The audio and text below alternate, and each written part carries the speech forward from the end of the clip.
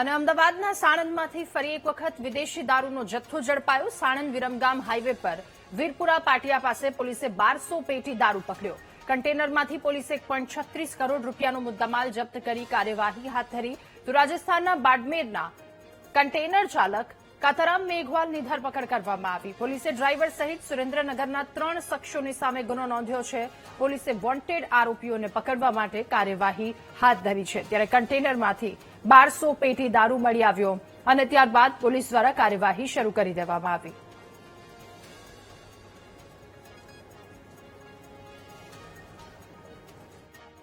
આ જે કન્ટેનર જે છે એ રાજસ્થાન પાસેનું છે અને તેમાં આશરે 1200 પેટી મુદ્દામાલ મળી આવેલ છે અને આ જે મુદ્દામાલ છે તેની કુલ કિંમત આશરે 1 કરોડ 11 લાખ થાય છે।